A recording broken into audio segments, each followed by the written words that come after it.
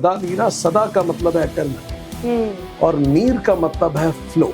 सो एक एटर्नल शाश्वत अनादि फ्लो है जिसको हम सदा नीरा कहते हैं। और अगर हम भारत की बात करें तो यहाँ पर वाटर पर लेकर या जल और ये जंगल जमीन इनको लेकर कितना अंतर है। देखने का नजरिया ईस्ट एंड वेस्ट का अलग है पर उद्देश्य दोनों का सेम है कि भाई पंच महाभूत सुरक्षित रहे। वेस्ट में हम देखते हैं वहाँ की नदियाँ साफ हैं, नदियों में पानी है, वहाँ का क्लाइमेट रिलेटिवली साफ है। जल संकट की बात करते हैं तो जल संकट जो है इस पर चर्चाएं तो बहुत हो जाती हैं, रियलिटी में कुछ और ही कई बार देखने को मिलता है। ये कितने दुख की बात है, we as a world failed miserable. Individual तो छोड़िए, सारी दुनिया फेल हुई। दुनिया में सबसे ज्यादा पोल्यूशन 6 कंपनीज करती है।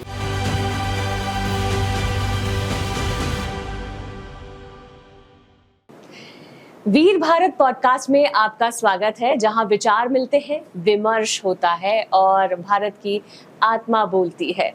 आज की बातचीत है जल की, उस जल की जो जीवन है, जो सभ्यता है, जो कभी हमारी नदियों में निर्बाध बहता था और आज धीरे धीरे हमसे दूर होता जा रहा है। लेकिन कुछ लोग हैं जो इस धारा को फिर से जीवित करने के लिए संकल्प के साथ खड़े हैं। जी हाँ, हमारे आज के गेस्ट हैं डॉक्टर विक्रांत सिंह तोमर जी, यूनाइटेड कॉन्शियसनेस के संयोजक हैं, जो केवल एक संस्था नहीं बल्कि जागरूकता और परिवर्तन की चेतना है। एक ऐसी चेतना जो जल, जंगल और जमीन के संरक्षण के लिए निरंतर कार्यरत है। डॉक्टर तोमर की आवाज में गहराई है, उनके विचारों में संवेदना है और उनके शब्दों में वो पावर है, वो शक्ति है जो केवल नीतियों को नहीं बल्कि लोगों के मन और दृष्टिकोण को भी बदलने की क्षमता रखती है। जल विमर्श के क्षेत्र में उनका शोध, चिंतन और संघर्ष दोनों ही प्रेरणादायी और अनुकरणीय है। उन्होंने हमेशा इस बात पर भी जोर दिया है कि जल केवल संसाधन नहीं, संस्कार है। संरक्षण नहीं करेंगे तो आने वाली पीढ़ियां केवल कहानियों में नदियां देखेगी। And now we are honoured to welcome doctor Vikrant Singh Tomar to Veer Bharat podcast. तो सर, आपका बहुत बहुत स्वागत है, वेलकम। धन्यवाद। तो सर, सबसे पहला सवाल तो ये है कि ये जो आयोजन हो रहा है सदा नीरा, इसका मतलब ही है कि जो हमेशा नदियां जो हैं भारत की बहती हैं और हमेशा बहती रहे, इस पर हम लोग काम भी कर रहे हैं, आप लोग काम कर रहे हैं। कैसा लग रहा है यहाँ पर आकर और इस आयोजन के बारे में क्या कहेंगे? सदा नीरा एक बड़ा सार्थक शब्द भी है। यहाँ आके निश्चित तौर पे बहुत अच्छा महसूस हो रहा है कि हम लोग प्लेनेट की चिंता कर रहे हैं। भारत ने वसुधैव कुटुंबकम की बात की। हमने हमेशा बात की कि हम इस यथा पिंडे तथा ब्रह्मांडे, जैसा पिंड होगा, जो पिंड में है वही ब्रह्मांड में है और जो ब्रह्मांड में है वही पिंड में है। इसका मतलब मेरी चिंता अगर मैं खुद के लिए करता हूं तो मैं ब्रह्मांड के लिए चिंता करता हूं, और जब मैं ब्रह्मांड की चिंता करता हूं तो मैं खुद की चिंता करता हूं। तो इसमें कोई गैप नहीं है। तो जब हम पानी की चिंता करते हैं तो वास्तव में हम खुद की ही चिंता करते हैं। दूसरा, जब आपने कहा सदा नीरा, सदा का मतलब है एटर्नल और नीर का मतलब है फ्लो, जल जैसे बहता है। सो एक एटर्नल शाश्वत अनादि फ्लो है जिसको हम सदा नीरा कहते हैं। और ये फ्लो सनातन संस्कारों से चलता आया और इसीलिए जब हम इस फ्लो की बात करते हैं तो ये 5 तत्वों का फ्लो है। वही तत्व जब मिलते हैं तब हम हमारे स्वरूप में आते हैं और जब बिखरते हैं तो हमारा रूप समाप्त हो जाता है। सो आई एम ग्लैड कि यूनाइटेड कॉन्शियसनेस के साथ वीर भारत न्यास ने इतना बड़ा आयोजन करने पर विचार किया और दुनिया भर से, भारत भर से महत्वपूर्ण लोग यहाँ आए। बिल्कुल सर, अगर बात की जाए आपकी तो यूनाइटेड कॉन्शियसनेस पर आप काम कर रहे हैं। बहुत सारे अलग अलग सिटी की बात नहीं करूंगी, भारत की बात नहीं करूंगी, आपने तो पूरा वर्ल्ड घूमा है, अलग अलग जगह पर आप जाते हैं। तो वहां पर, और अगर हम भारत की बात करें तो यहाँ पर वाटर पर लेकर या जल और ये जंगल जमीन इनको लेकर कितना अंतर है? क्या वहां पर भी यही काम चल रहा है या सेम है चीजें? बहुत खूबसूरत दुनिया है हमारी। हर देश के पास गर्व करने के लिए कुछ है, होना भी चाहिए। वेस्ट में हम देखते हैं, देखने का नजरिया ईस्ट एंड वेस्ट का अलग है, पर उद्देश्य दोनों का सेम है कि भाई पंच महाभूत सुरक्षित रहे। वेस्ट में हम देखते हैं वहाँ की नदियाँ साफ हैं, नदियों में पानी है, वहाँ का क्लाइमेट रिलेटिवली साफ है। ये अच्छी चीजें हैं और इन्हीं चीजों की तरफ भारत को भी बढ़ना है। तो क्या ये नया है हमारे लिए? एक्चुअली हम हमारी जड़ों से दूर हो गए। हमारे शास्त्रों ने कहा कि पूरे जीवन को आप 4 हिस्सों में बांट दीजिए।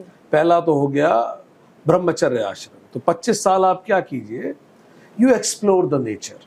आप जानिए नेचर के बारे में, नेचर क्या है, हाउ डज इट वर्क। जब आप सेंसिटाइज होंगे इसके बारे में तो आपको रियलाइज होगा कि पेड़ों की जो जड़ें हैं, जब आप ऐसे अमेज़न के जंगलों में देखा गया कि एक पेड़ को ठूंठ से काट दिया गया। हाँ। पर काटने के भी करीबन 70 साल तक वो पेड़ जीवित रहा, कोई पत्ती नहीं बची। कैसे फोटोसिंथेसिस करता होगा?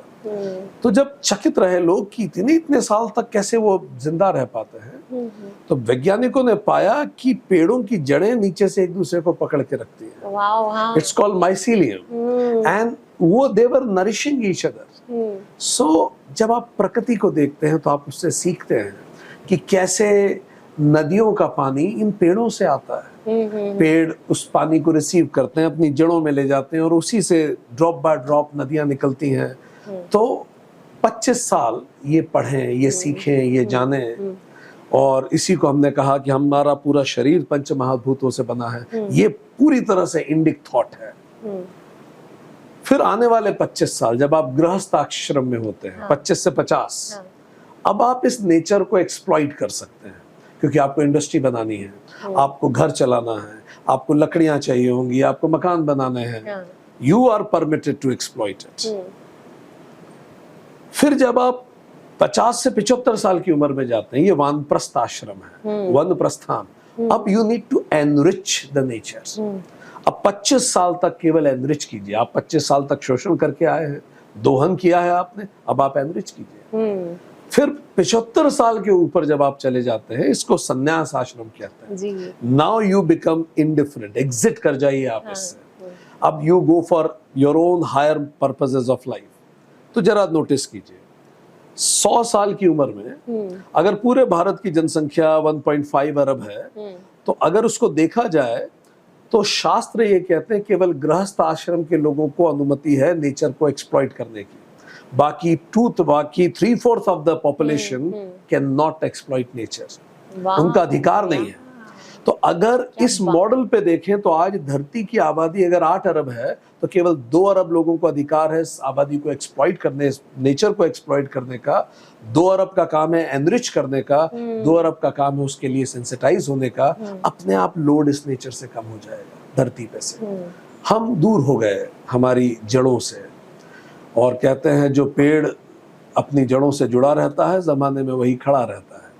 तो जरूरत है कि हम वापस लौटें अपने शास्त्रों की ओर, अपने ज्ञान की ओर, तो अपने आप नदियां प्रसन्न और साफ होंगी। और ये बात आप भारत के लिए कह रहे हैं? ओके। ये कितनी अजीब बात है। ये बात हम भारत के लिए कह रहे हैं क्योंकि हम जड़ों से दूर हो रहे हैं। तो माननीय मुख्यमंत्री मध्य प्रदेश शासन डॉक्टर मोहन यादव जी उन लोगों में से हैं जो चाहते हैं कि हम हमारे संस्कारों की तरफ लौटें, हम हमारी कल्चर की तरफ लौटें। एक छोटा सा उदाहरण हम दें। सी लाइक कई बार हम विदेशों में हमें कहा जाता है कि भारत को ज़रूरत है ज़्यादा कार्बन न्यूट्रल होने की, इंडस्ट्रीज़ को, क्योंकि हमारे यहाँ भी क्लाइमेट में एयर पॉल्यूशन इंडेक्स आप देखें जो भारत के लिए अच्छी खबर नहीं होती। तो कई बार कहा भी जाता है। भारतीय पूर्वज शायद इस बात को जानते थे, इसीलिए अनादि उन्होंने कल्चर में जोड़ दिया इस सबको। कैसे कल्चर में जोड़ा? आज एवरेज इंडियन फैमिली साइज 5 है, 4.9 है एक्चुअली। एक छत के नीचे 5 लोग रहते हैं। एवरेज अमेरिकन फैमिली साइज 2.5 है, वहाँ 2.5 लोग रहते हैं। एक छत के नीचे। तो अगर इंडिया अमेरिकन लिविंग पैटर्न को अपना ले तो इसका मतलब हम भी एक छत के नीचे 2.5 लोग रहने लगेंगे। यस, परिवार छोटे होते चले जाएंगे। इससे क्या होगा? इससे अंततः जितने घर आज हैं उतने ही घर और चाहिए होंगे, क्योंकि आप आधी फैमिली पे साइज पे हो गए। ठीक, तो इसका मतलब 150 करोड़ पॉपुलेशन को आज जितने घर चाहिए उससे दुगने चाहिए। कितना सीमेंट लगेगा, कितना कंक्रीट लगेगा, कितना प्रोडक्शन होगा, कितना कार्बन पॉल्यूट होगा। हम हमेशा विदेशों में कहते हैं आप लोग कार पूल करने की बात करते हैं, भारत हाउस पूलिंग करता है। जब 3 जनरेशन साथ रहती हैं कितना सहन करना पड़ता है, कितना टॉलरेट करना पड़ता है। ये मेरी लाइफ है वाली जेनजी जनरेशन जब दादी के साथ रहती है, डांट पड़ती है, 3 जनरेशंस रहती है, एक्सेप्टेंस आता है। सो भारतीय मूल्य प्रो इन्वायरमेंट है, हम साथ में रहते हैं, कम कार्बन पोल्यूट करते हैं। सर, जल संकट की बात करते हैं तो जल संकट जो है इस पर चर्चाएं तो बहुत हो जाती हैं, लेकिन बस चर्चाएं, ऐसा लगता है बस हो रही हैं चर्चा, रियलिटी में कुछ और ही कई बार देखने को मिलता है। और ये भी लगता है कि कहीं हो सकता है कि हमारी जो प्रकृति है वो ही उतना प्रोडक्ट नहीं बना पा रही है, या कई बार ये भी लगता है कि शायद हम लोग जो हैं, हमारी व्यवस्थाएं जो हैं, हमने इतनी ज़्यादा कर ली है, विकास करते करते विनाश की तरफ चले गए हैं कि शायद हम ही फेल हो गए। तो आपको क्या लगता है इन दोनों में से क्या चीज़ बेटर है? क्या ही कहें, हमने इसलिए गहरी सांस ली कि ये बात मध्य प्रदेश, भोपाल, भारत की ही नहीं। 2015 में हम सब लोग मिले, हम सब मतलब ये सारी दुनिया मिली, यूएन में हम सब के राष्ट्राध्यक्ष मिले और डिसाइड किया क्या करें क्लाइमेट का, क्या करें, पूरी दुनिया के साथ क्या करना है, किस दिशा में हमें जाना है। तो उन्होंने डिसाइड किया कि एक दिशा बनाएंगे और 17 उद्देश्य बनाएंगे। उसका नाम दिया गया SDGs, सस्टेनेबल डेवलपमेंट गोल्स, कि हम इकोनॉमी तो डेवलप करें पर इकोलॉजी की कीमत पे नहीं करेंगे। ये निश्चित किया गया। तो 17 लक्ष्य बनाए गए, दुनिया की ये मार्कशीट हो गई, 17 पेपर का ये एग्जाम हो गया कि अब इस दिशा में हम आगे बढ़ेंगे। 2023 में, अच्छा, फिर उसको 2015 में डिसाइड हुआ और उसका अगला पड़ाव रखा गया एजेंडा 2030, मतलब हम 2030 तक इन सारे लक्ष्यों को अचीव कर लेंगे। तो टाइमलाइन भी फिक्स हुई, 17 ऑब्जेक्टिव्स फिक्स हुए, लाइक 0 पॉवर्टी करना है, 0 हंगर करना है, लैंड पे मनुष्य अच्छे से रह सके, पानी के अंदर जीव ठीक रह सके, सारी बातें हुई। 2015 से 2030 के बीच में कर लेंगे, 100% अचीव करना था। 2023 में भारत G20 का जब प्रेसिडेंट था तब 8 साल हो गए थे उस निर्णय को ना, 15 से, तो मिड हो गया था। तो विचार किया हम कहाँ पहुंचे, जरा चेक करें। ये कितने दुख की बात है, we as a world failed miserably. Individual तो छोड़िए, सारी दुनिया फेल हुई है। आज आप यूएन के आंकड़े उठा के देखिए, एसडीजीज में हम सब फेल हो गए और कई एसडीजीज में, सस्टेनेबिलिटी में हम उल्टी दिशा में बढ़े हैं पिछले 8, 10, 15 साल से। So yes, the point is we have failed. Reason, जैसा महात्मा गांधी कहते थे, जब भी इस दुनिया में सबकी नीड के लिए सफिशिएंट है, एक भी व्यक्ति की ग्रीड को ये दुनिया नहीं सहन कर सकती। जब भी कंज्यूमरिज्म कॉन्शियस नहीं होगा, ये सब होगा। आज जब आप वाटर पोल्यूशन की बात करती हैं, आप इसकी बात करती हैं, दुनिया में सबसे ज्यादा पोल्यूशन 6 कंपनीज करती हैं और वो 6 कंपनीज में कोका कोला है, उसमें पेप्सी है। ठीक, सो अकेली 6 कंपनीज दुनिया के जो पोल्यूशन है, जो वाटर पोल्यूशन से संबंधित है, जो प्लास्टिक वेस्ट से संबंधित है, उसमें बहुत ज़्यादा कंट्रीब्यूट करती है। सो इन कंपनीज को भी कॉन्शियस कंजम्पशन की तरफ जाने की जरूरत है। एक इंडिविजुअल को तो जिम्मेदारी लेनी ही पड़ेगी, पर ये बड़ी बड़ी कंपनीज के ऊपर भी बड़ी जिम्मेदारी है। With higher power comes higher responsibility. तो it is a big task. इस तरह की चर्चाएं भी अनिवार्य हैं और उन चर्चाओं का इम्प्लीमेंटेशन भी उतना ही इम्पोर्टेंट है। जिम्मेदारी की ही मुझे बात करनी है सर, कि जिम्मेदारी अक्सर हम उन पर छोड़ देते हैं जो आम नागरिक है, कि अरे ये तो सरकार करेगी, अरे ये तो ये करेंगे, पर जब अपने घर की कुछ बात आती है तो वो अपने आप में जिम्मेदार होते हैं, मतलब थोड़ा सा सेल्फिश हो जाते हैं कि नहीं ये चीज़ तो हमारे उसमें ही आएगी। तो आम नागरिकों को आप क्या कहना चाहेंगे, या उनको किस तरह से हम मोटिवेट कर सकते हैं कि भाई ये सारी चीजें जो हैं ये हम सबकी ही हैं? बिल्कुल सच बात है। आप हमारे घरों में जो सबसे विद्वान हैं वो हमारी माताएं हैं। ये चीज़ें माताओं ने हमें एग्जीक्यूट करके दिखाई हैं। हमारे घरों में जब कपड़ों का लॉट आता था तो पहले ज़माने में उसी से कपड़े भी सिल जाते थे, उसी से पर्दे भी बन जाते थे। पर्दा हट के फिर टेबल कवर हो जाता था, टेबल कवर हट के फिर डस्टिंग की कोई चीज़ हो जाती थी। पोछा हो जाता। कितना सस्टेनेबल है ये पूरा विचार अपने आप में। ठीक। सो केवल जल ही नहीं, पंच महाभूतों का जो सस्टेनेबिलिटी है। अब जैसे एक टी शर्ट 2500 लीटर पानी कंज्यूम करती है। एक टी शर्ट अगर एक सिंपल कॉटन टी शर्ट बननी है तो आपके घर के ऊपर की जो पूरी टंकी है 3000 लीटर की, उतना पानी खर्च होता है एक टी शर्ट में। सो अगर आप बहुत बार बार कपड़े बदलते हैं, बहुत सारे कपड़े पहनते हैं, तो निश्चित तौर पे आप बहुत ज़्यादा पानी बर्बाद कर रहे हैं। फिर जो फैशन इंडस्ट्री है, ये बहुत कम लोग जानते होंगे, बिगेस्ट कंट्रीब्यूटर इन वाटर को खराब करने में फैशन इंडस्ट्री का सबसे बड़ा कंट्रीब्यूशन है। कारण एक तो बहुत ज़्यादा कपड़े बनते हैं, उससे पानी लगता है, बहुत पानी खर्च होता है प्रोडक्शन। फिर वो जो उसका वेस्ट होता है, वाटर वेस्ट, वो पानी को पॉल्यूट कर रहा है। सो घरों में क्या करें? एक तो सस्टेनेबल लिविंग लें। कितने मिनिमलिस्टिक लिविंग की तरफ हम बढ़ने का प्रयास करें, हर तरह से मिनिमलिस्टिक लिविंग। अच्छा, पूर्वज शायद हमारे जानते थे कि ये नहीं कर पाएंगे शायद, ठीक है, इसीलिए उन्होंने ऐसा कल्चर में डाल दिया। अभी हम देखते हैं कि एक आम व्यक्ति, इंडियन व्यक्ति जो मीट कंज्यूम करता है, वो 4 से 7 किलो होता है साल का। नॉनवेज अगर कोई खाता है भारत में, अमेरिका में वो 150 किलो है साल का, पर person per year on an average, 30 गुना ज्यादा। अब ये क्यों महत्वपूर्ण हो जाता है? पूरी धरती पे जितना लैंड एरिया है, जो क्रॉप एरिया है, उसका 77% क्रॉप एनिमल ग्रेजिंग के लिए यूज होता है। जानवर उसको चरते हैं, ठीक है।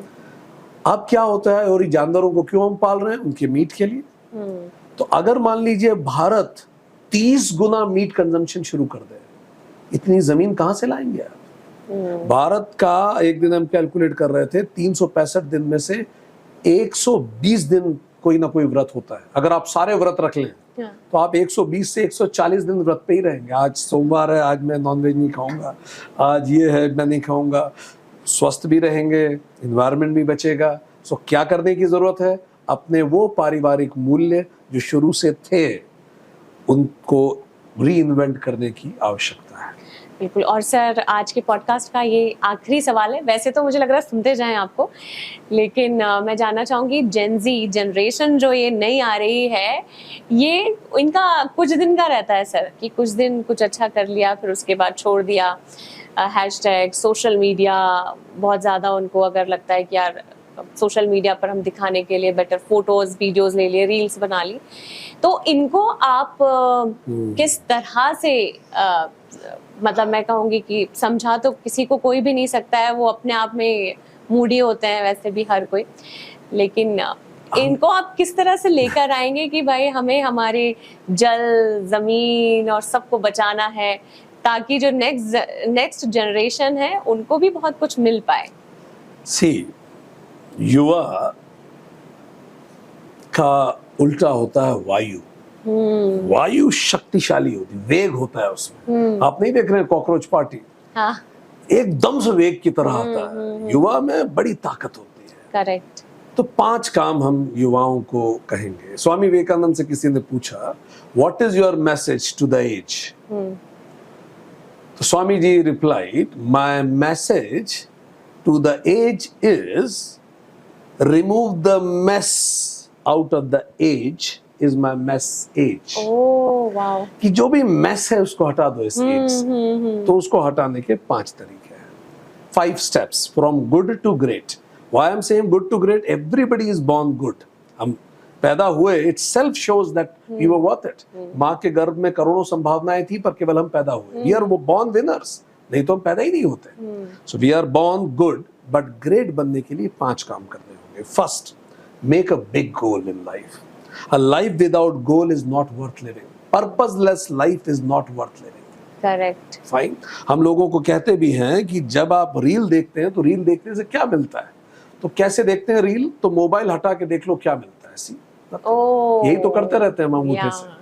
सो कुछ नहीं मिलता उससे। So first is make a purpose, goal. First is G for goal, याद रखें।